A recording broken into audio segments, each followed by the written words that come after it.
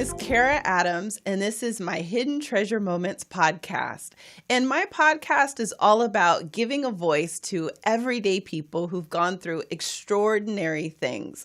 Like we hear all the time about all the craziness, all the awfulness that, people are going through or that people do. And so my goal is to do the opposite. My goal is to talk about the good in people, to talk about the resilience in people, and to have guests that can motivate and inspire the world. Because it takes one person and it takes like one thought in order to have you change maybe how you thought about something. And so my guest today, I have known her we were just talking about it. I have known this beautiful woman for over 20 years. Yes, I'm that old to be knowing her for 20 years.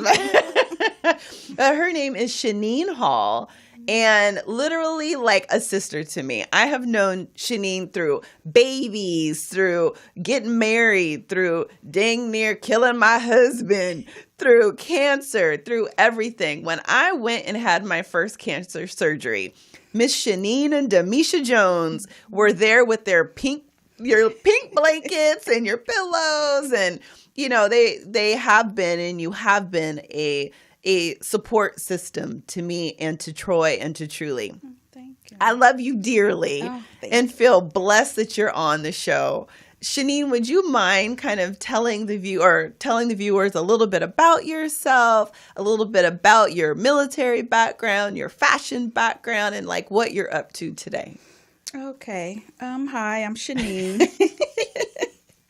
And yes, we've been friends for over 20 years. Mm-hmm. And such a blessing to still be your friend and Yay. To be there. And we've had some moments. Yes, we've had. But starting with me, I am an Army veteran. I went to the military after high school, did 6 years. And now what made you go? Because everyone doesn't wake up and decide I want to be in the Army, especially women, and especially to me, I think Black women. Right. Well, Mom said. Really? Mom said after graduation, either you go to college or you go into the military. Mm-hmm. And that was one of our family values from Grandpa on down. So I decided to go to the Army. I have a sister, Shaquana. She went to the Air Force, so I didn't want to follow her. Mm-hmm. And then I have a brother, DeLazo, who's a Marine. Mm. So I chose the Army like my grandfather.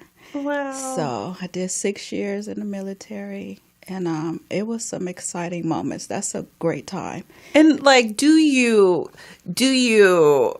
is that something you would recommend for people to do who they want to do something with their lives? Is it something that you look back and think that was a really good time? I'm glad I made that decision. Well, yeah, I think now for young men, especially right out of high school, mm-hmm. I think that they should go and at least do 2 years in the military because it's a perfect preparation for you for life. Mm-hmm. You learn all kind of skills, you learn responsibility, mm-hmm. And you learn how to be an adult. Mm. You learn how to be an adult. And I think it's a great responsibility for all the kids coming out of high school. Mm-hmm. Now, we have this president. Yeah. We got crazy Trump. Right. It's okay. Right. Everyone can have their opinion. Right. Yes. So now, I'm kind of scared about saying, yeah, go to the Army because mm-hmm. you may be stuck there for a while. Now, mm-hmm. when we went to the military, there was no war. Mm. And we never thought about going to war. Mm-hmm. It's like, okay, go to the military. You can still go to school. How many years ago are we talking? I went right out of high school, 1988. Okay. 1988. But, you look good. Oh, thank you.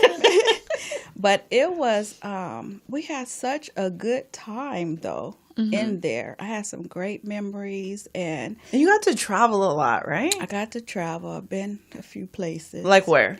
Well, just in the States. I didn't go out this country with the military. Oh, okay. But just, South Carolina, Fort Lee, Virginia, mm-hmm. Fort McClellan, Alabama, just around the States. So and 30 years ago, mm-hmm. was it hard for women to be in the Army? Or... how did that all play out? Well, for me, I was a tomboy. Okay. So coming out of high You're like, I was school, cool. yeah. So I had 3 brothers, and I ran track. I played, football with the boys. So I was a tomboy. So, which I was excited to do all the drills, and then I was a captain in the Army. I was, they put me in charge of everything. You were the head beat. I was the head. I was the head. And actually, I'm a sharpshooter. I am a sharpshooter. I never knew that about you. I'm a sharpshooter. Girl, what haven't we gone shooting? Yeah, no, I'm a sharpshooter. Troy, she's a sharpshooter. Watch out, baby. We gonna go. That's a sexy date. Okay, it is. You're a sharpshooter? I'm a sharpshooter. I love the tomboy stuff. Oh my God, that's amazing. Yeah. And so fast forward into you making the decision to get out. Yes. And then you started, I know you did a lot in fashion and you worked with Dada, if anyone. I don't know if Dada is still out now.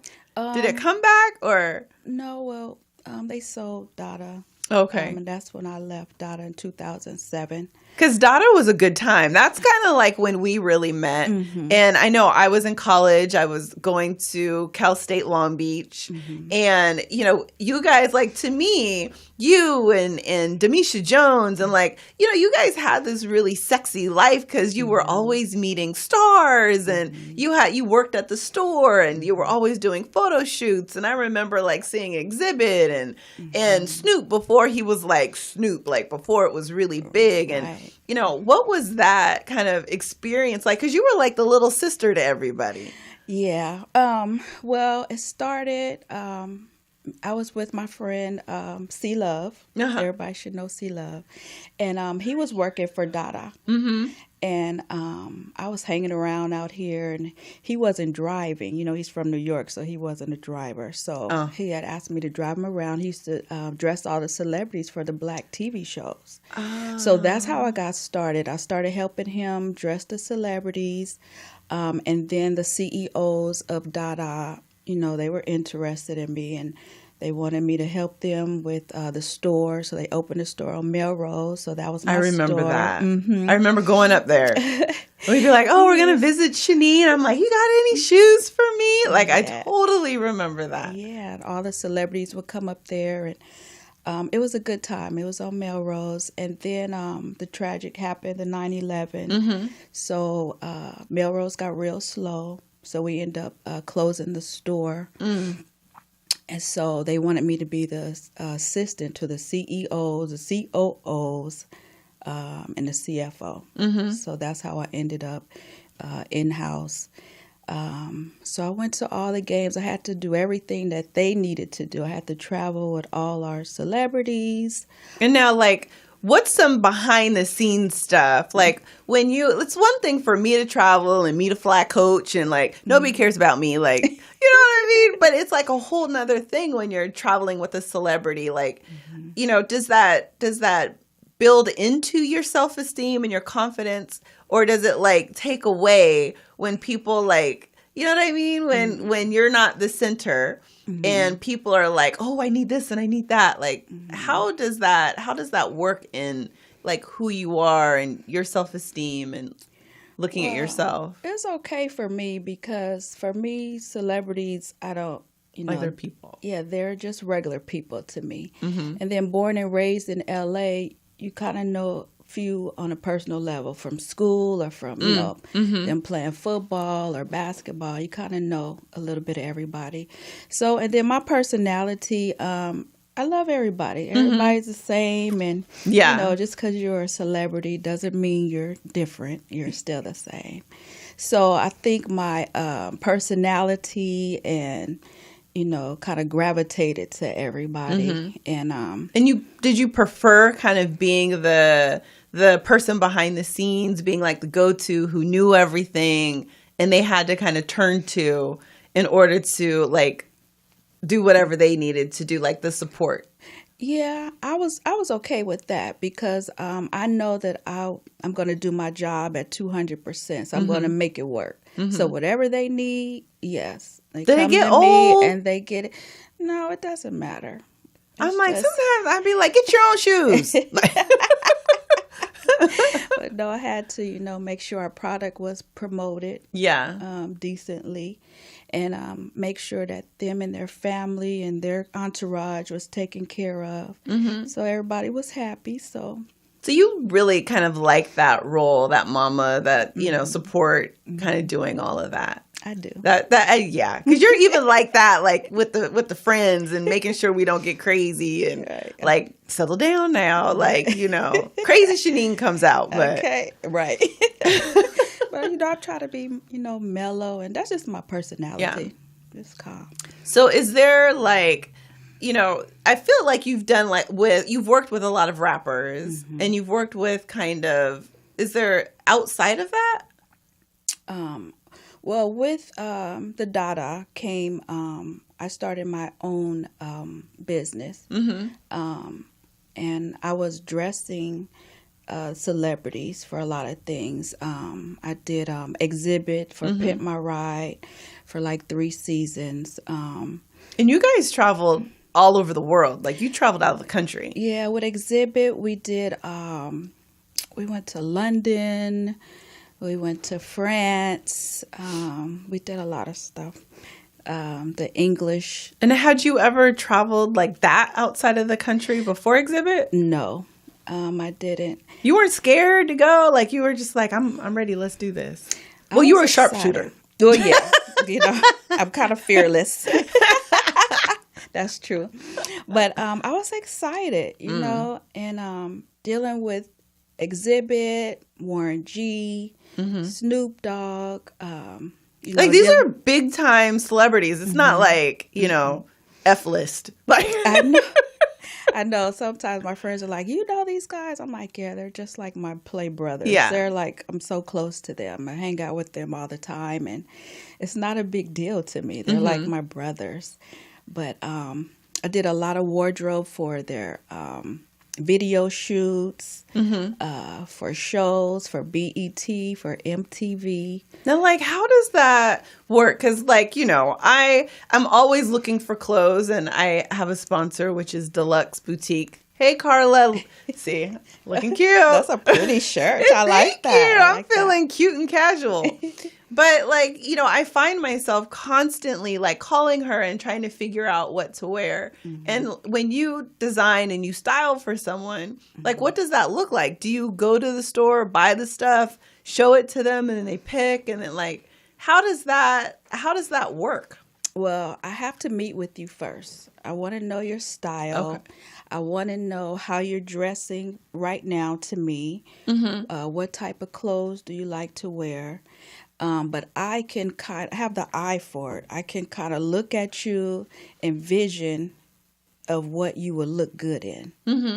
And now my thing is dressing guys. I don't like to dress females. I'm sorry. Now why? I'm sorry. I know I tried to get you to dress me. Didn't quite work out. You were like, no, girl. You like dressing like your mama. I know. Well, for one, I love fashion. So if I'm going to pick out some female stuff, it's going to be, for me, it's going to be my style. And then I don't want you to look like me. Yeah. And you dress really sexy. Thank you. I try. I love fashion. I love it. And then women sometimes are very picky and different. And I can see that. Yeah, and I prefer to deal with my rapper boys. But I love to dress the guys. I love it. But I could look at you and pick out what looks good on you. And so do you go and buy it? Do people like just send clothes? Because in my mind, not knowing, like I think, they must just get all these clothes sent to them and shipped to them, and because people want them to wear their styles. Right. Well, it goes both ways. MTV and BT will give me a budget. Oh. Yes. So okay. I'll have a budget from them to go buy. Okay. Sometimes they would like the clothes back, but most of the time, the artists just keep the clothes. Oh. Yeah, once they give me a budget. Now, other times, some people will just pay me, and then I will just go pick out what they need, and I'll get a service fee, and then you buy your clothes. So you give me money for your clothes, and I'll give you the budget. I'll tell you how much that I'm going to spend and what my price is. And now, do you go to like more, what is it called? Like the brand names, outlets, like I'm fascinated, which is why I'm going down this road. But in a second, I'll come off of it. But like, where do you, like, you don't go to Macy's?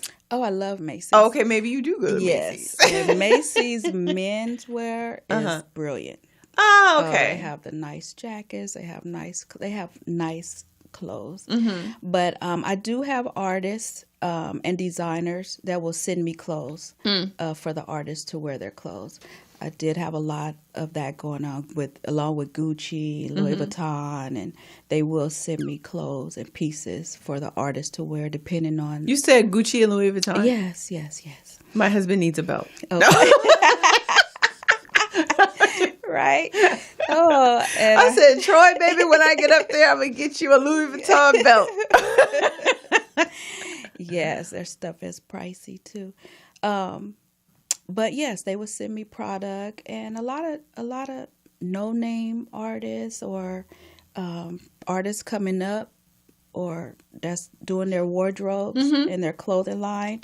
They would send us a lot of stuff. Warren G loves Adidas. So Adidas would always send me a whole bunch of stuff for him and his crew. So, that is crazy. I have my different ones. The Jordan brand, they would send me all the Jordan stuff.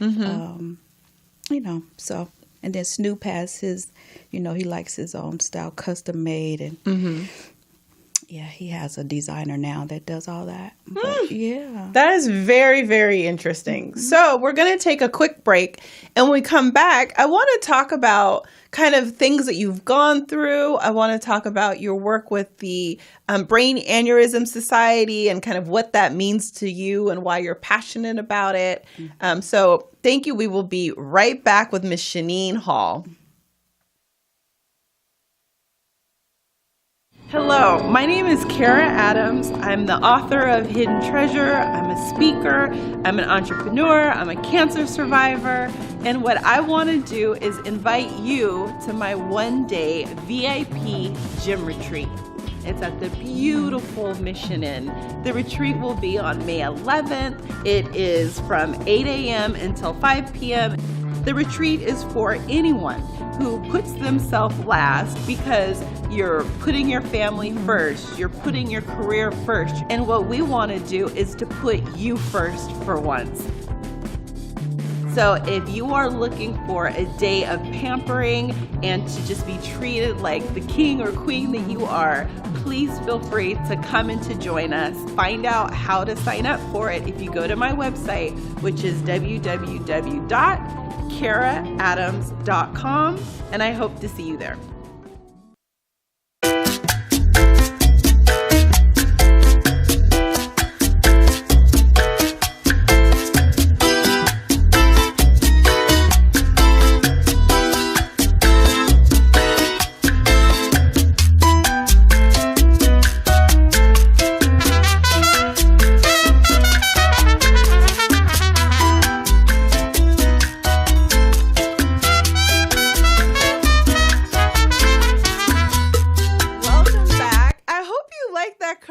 That's Deluxe Boutique, and they have the cutest clothes. See, like, I would never pick this out for myself if I was like, going to Macy's or wherever. And Carla's like, put it on, Kara, it'll be cute. And I'm like, dang, I'm looking cute. It is cute. I like it. Thank you. So when we left off, we were talking to Shaneen Hall. Again, you are with us. This is our Hidden Treasure Moments podcast. I am Kara Adams. My guest today is Shaneen. And when we left off, we were talking about what, kind of the new thing she's into, her new passion, which is the Brain Aneurysm Foundation and everything that they're doing and why it's important to you. Can you tell us a little bit about kind of what you've been through and why this is so important? Okay. So December 2012, I did have a brain aneurysm that ruptured. and it ruptured on the table at Loma Linda. I was having a craniotomy. Which is crazy. Yeah. And now, for anyone who doesn't know what a brain aneurysm is, can you, like, you know, in layman's terms, explain it? Well, it's a matter of your organs or your veins not being able to pass the blood. You know, your blood pressure is pumping blood through your veins and your arteries. Well, somewhere there is a block. There's a wall. And it's making it looks like a water balloon. It looks like a water balloon. So it's like a side sac water balloon where your blood is going, because it's not pumping through like it should be because the weakening of the wall. And can you feel that happening? Is there any side effect? Like, do you start to get headaches? Do you start to get blurred vision? Like, is there any way that you know that this is happening? Well, for one, they don't even know why we have aneurysms. And that, to me, I was surprised by that. And I couldn't believe it. Because does it run in your family? Well, after now, I found out that there has been a few aneurysm deaths in my family. So they figure either you had trauma to your head, or it's hereditary, or like you can be in a car accident and hit your head, and all of a sudden that wall is weak and the blood is not flowing through like it should be. And you have no idea that it's happening. It's like a silent killer. Yes. And that's one of the reasons why I am starting a foundation. It's called Shaneen's Dream. Oh, I love it. Yes, it's my aneurysm foundation. And the dream is to find aneurysms before they find you. I love it. Say it again. Say it again. Shaneen's dream is to find aneurysms before they find you. That is amazing. And so you were really lucky. Like, I know your story, so I'm going to pick it out. But you were really lucky because you're an optometrist? Yeah, so mine started, my left eye started being blurry. So I thought I needed glasses. Now, I am one of 7 children who have had 20/20 vision all my life. All my siblings have worn glasses since they were little. So it used to be a big joke in the family. You know, I used to call everybody 4 eyes and, you know, everything with glasses because I never had to wear them. So they say, you know, once you turn 40, it's about time for everyone to start getting some glasses. So my eye kept being blurry, the left eye. So I thought, okay, let me go to the optometrist and get me some glasses. Yes. Well, I got there and I failed all his tests in the left eye. Huh. Yeah. Like being able, like when it says like EFD, being able to read the sign. Okay. And he'll put you in a machine too that you have to see all the dots. Okay. Well, the left side wasn't seeing anything. So basically I failed his test in the left eye. And now, could you see through your left eye? I thought, yes, to me, I could still see regularly. Okay. Nothing was wrong with my eye. It was just blurry sometimes, and I kept rubbing it. And so he told me I need to go see the ophthalmologist and promised to go see soon and tell him what happened. So 2 weeks later, you know. Your optometrist said to go see the ophthalmologist. Okay. Yes. So I'm like, that's kind of weird, you know. So I said, let me make an appointment over at Loma Linda. Went to see the ophthalmologist. I failed her test in the left eye. And she called me later on that day and she told me, I need you to meet me in ER by 5 o'clock. Wow. Yeah. And that day I was out here in L.A. I was with Warren G. and them doing some things. And I told her, I can't make it. Making some moves. Yeah, making some moves. But I got worried. I'm like, you know, meet you in the ER. Yeah. That's kind of, That's scary for anybody to hear. Right. So that next morning, I got home, packed me a little bag, went on to the ER, stayed there. Long story short, they gave me a CAT scan. And the CAT scan came back, and they said it was like a mass in my brain. So I'm like, a mass? Okay. Well, what can we do? Well, we'll meet, you know, a family visit, and we'll take care of it, schedule an appointment to get it taken care of. But it was a black neurologist, too, at Loma Linda. And he said, but wait, I see something else. I want to have a MRI. So, I'm flirting because he's black, and I'm like, okay. And a doctor. So I was like, okay, just How could hurry you up. not? I know. I know, because you don't see them. That's kind of rare. So, I'm a little flirt. Yes, So, a big flirt. I advantage you. Oh, my God. So I told him, so he said, I said, hurry, I've been here all day. It's been 12, 13 hours. I'm ready to go, blah, blah, blah. He said, okay, just let me get this one more test. And so he came back, and him and the doctors were high-fiving each other, and I was like, okay, what's going on here? Yeah. I have never in my life seen that. And I've seen, you know my story. I've seen a ton of doctors. Right. I've never seen them high five. They were high-fiving, and they were excited. And I said, well, what's going on? And he told me, I got good news, I got bad news. The bad news is you're going to have to stay the night with me. You have to stay here. And I'm like, you were okay, like, cool. That ain't that bad. Cool. Yeah. I said, okay, that's kind of cool or whatever. And so he said, but we found it. We caught it. And I kept saying, you caught what? He's like, you have one of the largest brain aneurysms that we at Loma Linda have ever seen. Oh my gosh. And we cannot believe that you're in here even talking to us like nothing's wrong. And so I just kind of like lost it because like when you cried hear about a brain aneurysm, that's a death call. That's like, there's you hear about it after they've died. Because very rarely do people get diagnosed with it. Right. Right. And so they told me I had to stay. They were admitted me and we have a call, Miss Shaneen. Oh, okay. This one's mine. Okay. This one's yours. Okay. Hello, welcome to Hidden Treasure Moments podcast. Who am I speaking to? Speaking to Tammy. Hi, Tammy. How are you? You can't hear? I'm doing absolutely marvelous. Great. Do you have a question or are you just excited? Is this Kira? This is Kara, yes. Hey, girl, this is Tammy Martin Rouse. I was listening to the show, and I was listening to your guest talk about the aneurysm. Mm-hmm. And, you know me with nutrition.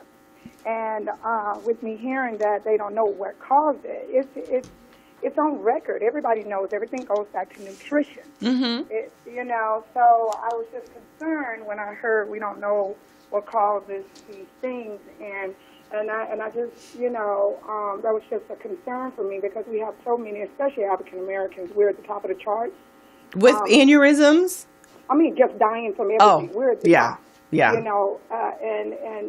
having these blood clots, and that's basically what it is. It comes strictly from our diet and having a high acidic diet. So I just wanted to call in because, that's my thing, and I always want to help and put my word in. So, Tammy, I would love to have you on the show to help us to eat better and to kind of live a cleaner life. And, if that's one of the things that it takes for us to not die at such high rates, because you're right, like with breast cancer, African American women, we die at a higher percentage.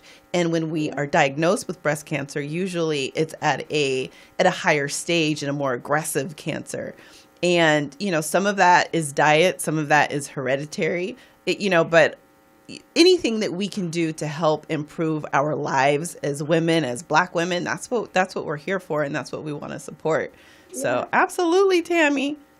Yeah, I would love to. And I would love to speak on hereditary too, because we feel like hereditary, and people don't know what hereditary means. Hereditary means that when you were born with the same makeup as what your parents are eating. But, you don't have to have that. You can change the structure of your cells even as you go through. That's my life. Right? Mm-hmm. That's why I want you on. You got to come on and talk to us, girl. But I know you're going to keep me on and keep me talking about it. But thank you so much for calling in, and you are 100% right.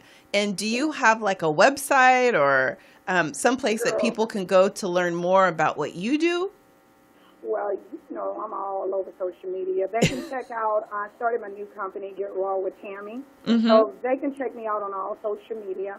And I'll be coming up with a website soon and all that stuff, but you can find me out there talking and running my mouth. But I wanted to say, your guest, I just wanted to, I've been listening to her a little, her stuff about the fashion and all of that stuff. And you looking good in your deluxe boutique. I just want to say, y'all out there styling and profiling. So I wouldn't mind coming over to show the style with y'all, because I'm going to bring the style and the energy.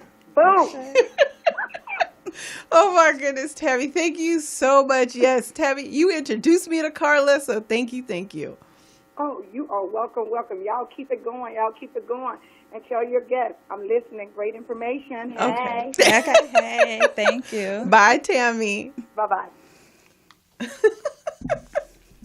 Okay. That is good stuff. And I can't wait because I do believe nutrition plays such an important role in what we're doing. And like, I'm constantly like playing with what I eat and what fits my lifestyle. And I just recently switched over from, what is it?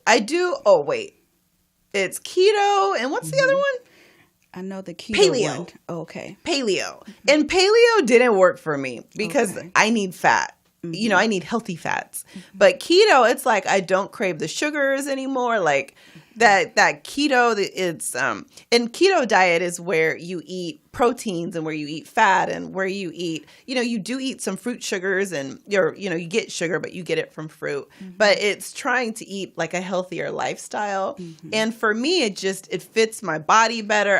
I feel like I can focus better, but Tammy, like what you said, you're 100% right. Like we can't live on Diet Coke and candy and popcorn. Not that is you at all, but in general, it's so much easier to eat processed food and to stop at the fast food place. And, even when I was going through my fight, it's like, that's what I craved. Like I craved hamburgers and French fries. Yes, you did. Oh my God. Woo, girl. It tasted good, but and when you're going through something, you want to put a little like that. You want to put a little weight on to give your body energy. But ultimately, when we start eating better, we'll start feeling better. And as Black people, we'll start living longer, more productive lives because we're feeding our bodies with the nutrients it needs. Right. So, okay, that's my thing with Tammy. Thank you, girl. But like kind of what you were saying, the doctor had brought you in, said that you needed to stay overnight. He had good news and bad news. Yes. And so the bad news was he was diagnosing you with the largest brain aneurysm he had ever seen. Yes. What the heck was the good news? Because that don't sound all that good to me. And that was the good news. The bad news was I had to stay there at the hospital. Oh, okay. So I'm like, okay. So I stayed for a week in the hospital. They kept giving me all the tests. They looked at it, and the aneurysm wasn't leaking. It was solid in place. So the doctor knows that he needed a special team. He needed a special team to go in. I needed to acknowledge and consent to having a craniotomy, in which craniotomy, they cut my head all the way open. They bring it down like having a face lift. They cut a piece of my bone off, and they were able to see the aneurysm. This is during the surgery. And they said it was bruised and it was like ready to rupture, but let me go back. So I stayed for a week at the hospital. They let me go home, which was traumatic for my family. Yes. Because they were thinking, why you would were you let taking her time bomb. Yeah, why would you let her go home? And so the doctor said, it's not leaking, and I have to get a special team, and you guys have to consent to it. So they let me home. They gave me a high dose of blood pressure medication. Now, people think, and I know they say that blood pressure is a cause of aneurysms. I disagree. To me, it's a symptom, but not the true cause. Okay. The cause is the wall was weak. Now, they don't know why walls get weak. That's the problem that I had, not understanding that. Like the wall of the vessel. Yes. Like, how can doctors not know how that happens? But they don't know how. And it could happen in any part of your body where you have veins and arteries. Any wall could be weak. So that was that. And I say that because I never had high blood pressure until about 6 months before they found the aneurysm. Yes. So that's why I debate, blood pressure being a cause. And, we're not doctors. We just have gone through some stuff. So they gave me a high dose of blood pressure medication. They told me I have to stay home on the couch, be real calm. Yeah. Scheduled this visit with the doctor. Me and my whole family went down. We had the visit. They were able to show me everything in detail. Now, at any point, are they telling you to prepare, to plan for the best but prepare for the worst? Like, were they saying anything about, like, you could just as easily as you could have lived, it probably was a more probable that you wouldn't have because of everything you were going through. Were they telling you to get your affairs in order, or they were just like, this is going to be fine, we trust in God? Well, because Loma Linda's like that. Like, I know before I had my baby, they were like, let's pray. Like, I know. I was like, okay. I love Loma Linda. Me too. Love Loma Linda. Basically, he told me you have about 8 weeks to live. Oh, my God. I can't imagine. And how old were you? Let's see. This happened in 2012, December 2012. I guess I was 43, something like that. That's like at 43, you never expect to hear you have 8 weeks to live. You have about 8 weeks to live. It's so large, it will rupture, and you will probably not live. So we need you to hurry and make a decision. And you're strong. And it's about 50-50, but you're strong. And we think, it'll be okay. But I'm going to have a special team there with me, just in case you bleed out on the table, which I did. Oh, my gosh. So there was a special team that clipped my carotid artery. Oh, my gosh. And they stayed at the head of the bed. And then I bled out, and they lost me a couple of times. Oh, because you didn't tell, like, I know that something actually happened while they were doing your craniotomy. Yes. Well, they opened me up, and they cut a piece of my skull off, and they were looking at it, and they said it was bruised up, and they were going to try to clip it. That was the whole process. They were going to try to clip the aneurysm so that it wouldn't rupture. Okay. Exactly. Well, as soon as they start picking with it, it just ruptured right there on the table. It ruptured on the table. The doctors told me later, about a few months later, that I sent them in a panic. Oh, my goodness. And he knew that he needed that special team with him. So, of course, they had to run out to the lobby to my family and stuff and keep getting consent. I had to have lots of blood. So they went out during the middle of your surgery to tell your family your aneurysm had ruptured while you were on the table. And they needed consent for blood after blood after blood. Because oh, my. I don't remember. Like, I got cancer brain, so half the time I don't remember anything. But I don't remember that part. Yeah. And so you had to get transfusions. Yes. And your family was the one they were the ones that were donating their blood. Well, no, it's already there, but they had to get consent for my you. Family. Yeah. Oh, okay, got it. From my dad and my little sister, Shakina. So they had to keep running out and getting consent from them. So that's when all you guys knew something was wrong. Yeah. And how long was the surgery? The surgery was supposed to be 7 hours. It turned into 12. Oh, my gosh. It turned into 12. They did save me because I'm here. Obviously. I'm back. Thank God. Yay! I'm here. So, but it was traumatic. I went into a coma for almost 2 weeks. I was supposed to come out and have recovery and be able to talk to you guys, and that never happened. So about 2 weeks later, I finally came off the machine. I was finally able to breathe on my own. And, oh my gosh. But it was traumatic. It was very traumatic. And like, what were they telling your family? Were they saying like your brain just needed time to heal, or that they weren't sure what you could wake up as, like if you could be like a vegetable, or did they know it was going to be okay and you just needed time for your brain to heal? No one knew what was going to happen. Oh and in fact, one of my sisters didn't think I would last. Yeah, so that Was she trying to pull the plug? Well, well, we all got that one. Okay, well. Except for I don't. I only have one sister.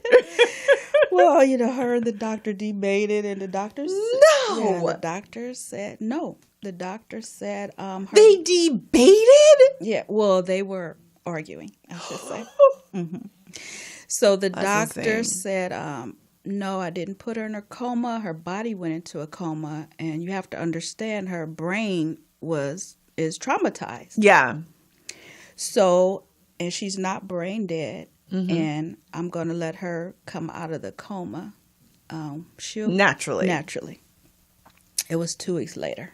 Wow. So, which I remember. I remember going up to the, is that when you were in the rehabilitation hospital? Yes. Okay. Yeah. So I stayed in ICU for 6 weeks. And then when I did wake up, it was traumatic. I didn't know what was going on, but I knew it was all bad. I knew it was all bad. And my head was hurting. And one of my girlfriends from St. Bernardine's Hospital, she's a nurse, she was hitting on my bed. That's how I woke up out the coma.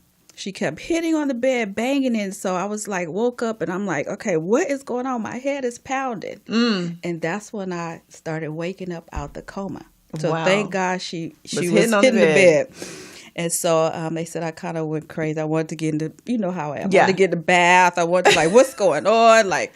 What's going on around me? So it took a couple of more days. And then I finally came out of it. And do you have any memory of before you woke up? Now you're going to make me cry. Okay. So, and people would ask me that all the time, did you see the light? What happened? So my only memory was I kept screaming for my mom. She's going to make me cry. I kept screaming for my mom. If you cry, I will cry. Okay. We're not going to do that. But I kept screaming, Mommy, Mommy. And I was getting upset because she was not answering me. She wasn't answering me. And I kept seeing a wooden clock on the wall. And it said 12 o'clock. That's all I remember. I kept remembering the wooden clock, 12 o'clock. And I kept saying, why does it keep being 12 o'clock? I don't understand that. Well, about a year later, and I was angry with my mom. But about a year later. Because she had already passed. My mom had passed 2 years prior to that. And she died at 12 o'clock. Oh, that gave me the chills. She died at 12 o'clock, which was why she didn't answer me. Isn't that crazy? Yes. I knew you was going to make me cry. Oh, my God. That is the only memory that I had. And I was screaming her name. I was so mad she would not answer me. So that was it. Oh, my goodness. Okay. We're going to take a quick break because we both need some tissues up in here. But my guest today is Shaneen Hall.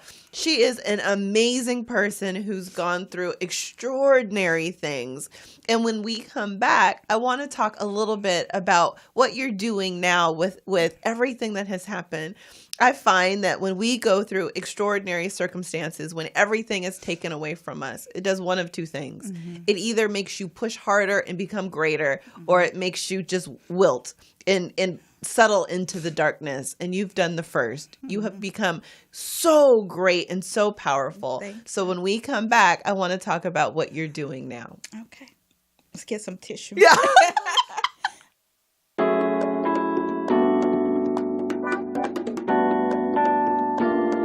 The Monday morning men's group gets together because we're just some brothers hanging out having coffee. And we need a safe space where we can talk and be ourselves. Hidden Treasure was written for women, but the added bonus for all you men out there is you finally get to know what we are thinking. If you want to live a life you love, if you want your relationships to be stronger, then purchase your copy today. Hello, my name is Kara Adams. I'm the author of Hidden Treasure. I'm a speaker, I'm an entrepreneur, I'm a cancer survivor, and what I want to do is invite you to my one-day VIP gym retreat. It's at the beautiful Mission Inn. The retreat will be on May 11th. It is from 8 a.m. until 5 p.m. The retreat is for anyone who puts themselves last because you're putting your family first, you're putting your career first, and what we want to do is to put you first for once. So if you are looking for a day of pampering and to just be treated like the king or queen that you are, please feel free to come and to join us. Find out how to sign up for it if you go to my website, which is www.karaadams.com, and I hope to see you there.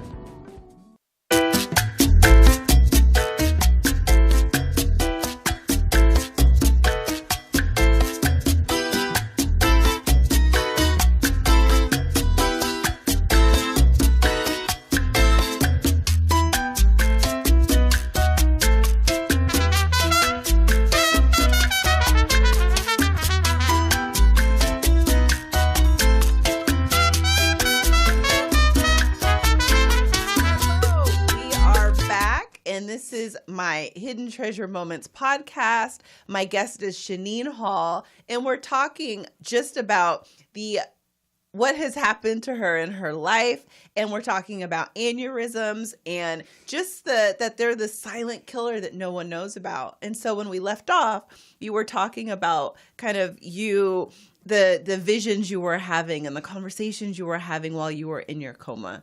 Yeah. So we'll kind of jump back right in there. Oh, goodness. And we were crying. Yeah, we were crying. So that was the only vision that I had and that I can remember. Mm-hmm. And it took about a year, and me and my family was sitting down, and it had dawned on me. I guess we were talking about my mom, and it had dawned on me why the 12 o'clock, the wooden clock at 12, what it meant. Mm-hmm. And so we were all crying on the floor about that because I couldn't remember. I kept saying, why this clock is at 12? Yeah. How come I keep remembering it over and over and over? And that's why. So mommy wasn't ready for me. Yeah. Oh my God, that gives me the chills. Yeah, I know. Oh my goodness. And I finally forgave her after that because I was so angry. I was so angry. Like, she is not listening to me. You know, I know I'm the black sheep of the family, but still.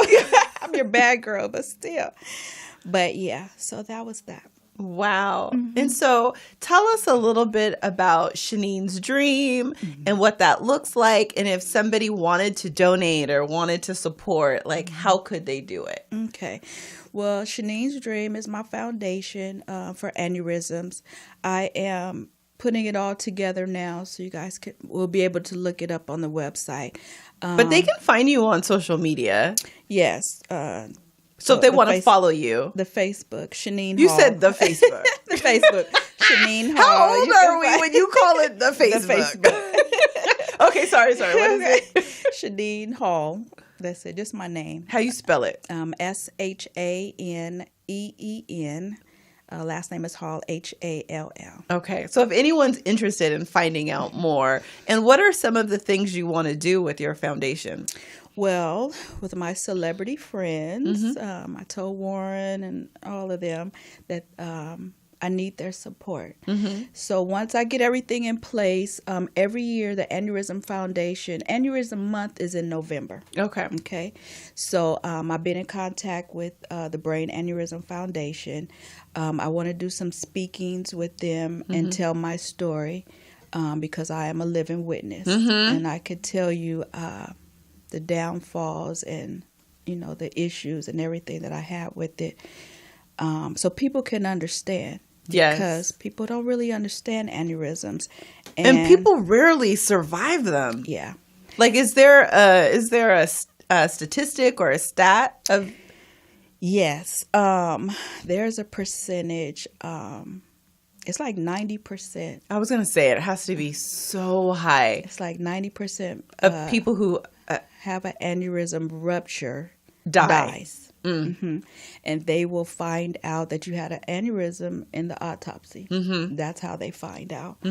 So my thing is, what I've learned when they found mine, you have to have a CAT scan and an MRI. You have to have both, because with one, the doctor just seen a mass. And by the time I would have got to him, I would have been dead. You know what I mean? Scheduled an appointment and trying to see. It would have ruptured. So my thing is, we have to find a way. So the symptoms, let me tell you the symptoms. The headaches, severe headaches, and blurriness of the eye. And is it like when you get blurry vision, it's like one eye but not the other? Well, it could be both, but most of the time it's the left eye for some reason. Oh. Most of the time when people I talk to that had the blur vision, it's mostly in their left eye. That is a trip. Yeah. And it probably could be either, but just in your circumstances, it was one eye versus the other. Yes. Not that that's the only whatever it is, like the symptom, but it's one of them. Yeah. Okay. And so they say you really have this migraine headache. I didn't have it. Now, let me fast forward. I do work in ICU. You're in yes. I'm a critical care technician at St. Bernardine's Hospital. Whoop, whoop, St. Bernardine's. Okay. So I know I get patients that have had aneurysms. Well, most of them don't come out of surgery. They die right there on the table. So when I heard that I had an aneurysm, I knew I thought I was going to die. But then some come out, and depends on where your aneurysm is in your head, what part, it will take a place on what symptoms or what deficits that you will have. After. Okay. If you survive. Okay. And what are some of the things that you've had to live with because of your aneurysm? Well, this is crazy. Now I am I'm blind in the left eye. And is that because of the aneurysm rupturing? Yes, because it ruptured. It blew out the sockets in my left eye. So, but my eyes can't tell that I'm blind in the left eye unless I close my right eye. See, the body is perfect. The body, that's crazy. Yes, the right eye adjusted, so I could see everything just fine. Now, if I close this eye, he said, and thank God. Now, here's the point. Thank God you had 20/20 vision. See how God works? Because if I didn't, I'd be totally blind. Wow. Is that crazy? Now, how do the two relate? Like if you, let's say me, I can't see in front of me. Like my glass is on the table right now. But if your vision isn't 20/20 or wasn't before, you wouldn't just have less in that one eye. Would it be because it's straining more, or? Well, if you had poor vision at first, it's going to be worse. Oh, okay. It's going to be worse. Okay. So thank God I had 20/20 because I could see everything. Now my peripheral, it's a challenge. So I do have that. What else? My perceptions. Do you get headaches or? Not anymore. Now, I was getting them before, but they weren't massive headaches, and probably because they kept telling me I was controlling it. Every day at work, I would pop in a leaf in my mouth. Yeah. So okay. So I never you had didn't the even migraine. know that you were doing it. Okay. But I did notice a few months before, I'm starting to get headaches. But I'll pop a leaf and go on. I'm in ICU. I got to work. So those were the only symptoms. And then 6 months into it, they found the high blood pressure. So they gave me medication for that. But yes, there is some deficit. So the eye, it actually gave me hypothyroidism. Which does what? Is that the one you gain weight or lose weight? That's the one you gain weight. Your whole system slows down. Now there's an in-between to that. Fast forward. They found out you losing a ton of weight. After 6 months in the hospital, I couldn't put numbers together. I couldn't put letters together. My mind was just, I could see you, I could talk to you. I couldn't remember your name. So it was devastating. 6 months of therapy, went home. I had to come back. The ambulance had to bring me back twice. They figured out that because of the aneurysm ruptured, it ruptured my pituitary gland. I do not have a pituitary gland. That's another whole story.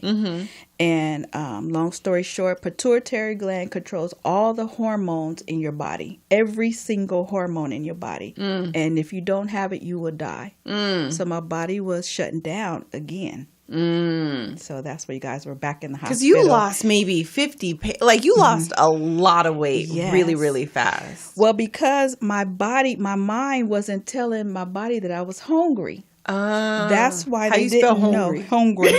I was hungry. I know hungry. I'm sorry. Oh my God. But yes.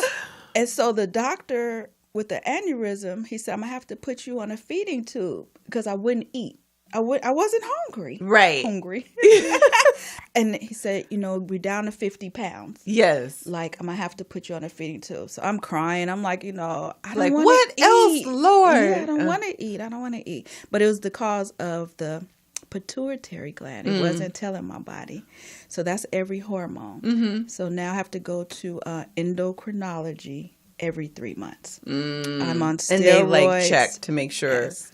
My blood levels have to be right, or they have to change it. I'm on steroids for the rest of my life because it tricks the brain to believe that I have a pituitary gland. Oh. So that's how I'm living.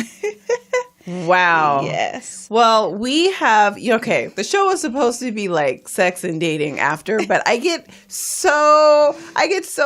down a rabbit hole and I get so interested in Shaneen was a sharpshooter and that, you spent all in that, the 2 weeks that you were out and that you have these memories and, it's just really, really fascinating.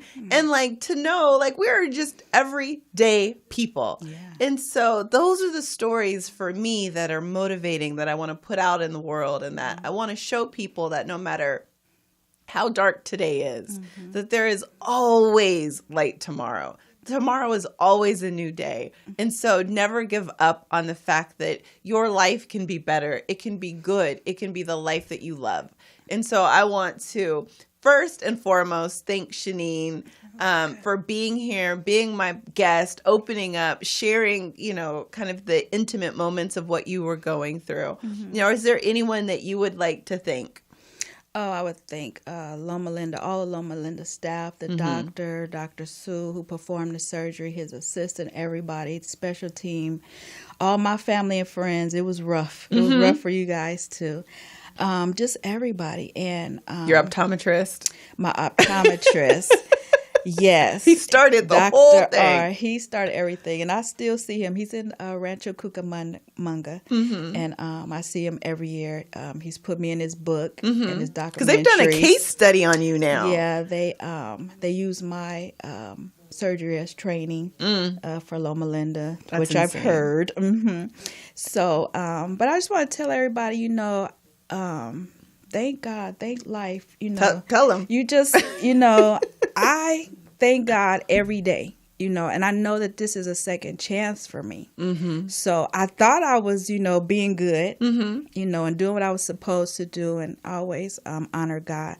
But after that, it's a second chance of life. And everybody, you have to live right, live good, do right, and appreciate and thank your Heavenly Father. So that is a good word. So I want to thank everyone. I want to thank the supporters and my sponsors. I definitely can't go a day without thanking Gigi and Marcy from Creative Solutions Marketing and Printing. I have to thank Carla. I don't even have to. I love to thank Carla, who is with Deluxe Boutique, an online store, who, gives me my fits and my fashions. And then, my husband, my son, for just being such a support and allowing me to live in my dream and just be really in this place of thankfulness and of gratefulness and to be doing what I love. And then also got to thank Felicia and Morris Media Studios for just giving us the platform to be able to put good and light in the world. And to my girlfriend, Rashawn, who's in the back, who came to watch. And Jordan, who is my social media extraordinaire. He is a huge, huge support, and it takes a team to make this go so smooth. So until we see you next week on Thursday at 10:30 from 11:30, be good to each other and have a great day. Bye.